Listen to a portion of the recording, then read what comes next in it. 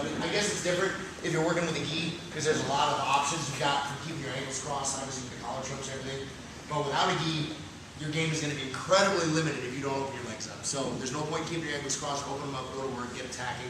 And if you're going to do that, more often than not, if the guy on top is decent, you're going to end up in a half guard, which to me, I think gives me way more options because I want to get up anyway. I think, and this is all just my opinion, obviously, but in the sport today, if you're on the bottom, the chances are good that you're going to lose because not just decisions, but everybody in the sport, you can learn defense pretty quickly. So all you got to do is keep your elbows tight, keep your head up. You're not going to get submitted. Whereas defending your position and reversals and stuff is a lot harder. It takes a lot more practice. So I think it's way more beneficial to focus on escaping and reversing and getting up on top than it is to work on trying to submit people. Because you can put 6 months of work in on defense and it's hard to submit. But as far as escaping, it can be a little different. So with that thought in mind, I think coming from a half guard is going to give you a lot more opportunity to escape and work from there. Okay. So let's see my legs. The main thing about that half guard to me is dealing with the leg that I've got and how it's tangled up here, okay? So if he's here and he's got a decent base, obviously I want this underhook and I will want this arm under his leg. It's gonna give me a lot of power and a lot of pressure.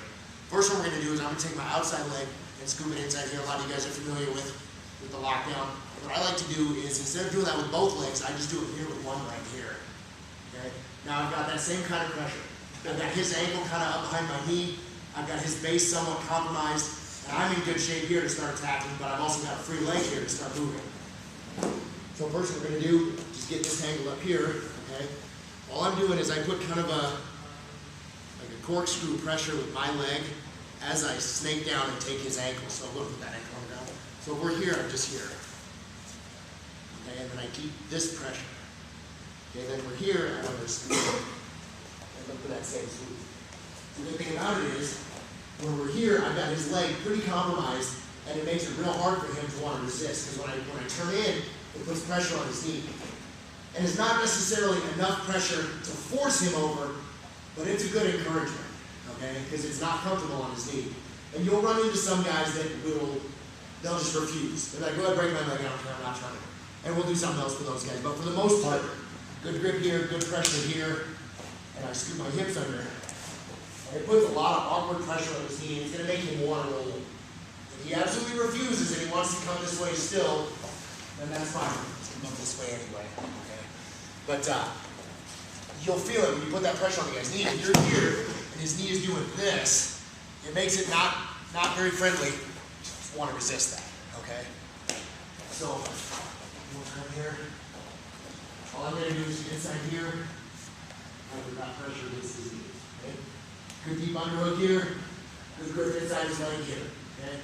I'm on my side, my bottom leg is free to move. I reach out here, grab the ground, and I'm going to scoop forward, okay? So I'm just pushing and driving here. I scoop my hips forward. Okay? And then obviously go here, I'll drive in. Okay? You guys are familiar with that scoop, right?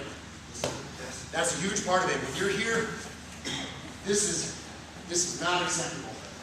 It's got to be this. Okay? Your hips are coming forward and then turning. Okay? Scoot those hips forward. That's the key. If you don't do that, you're going to have a lot of trouble with this. Okay?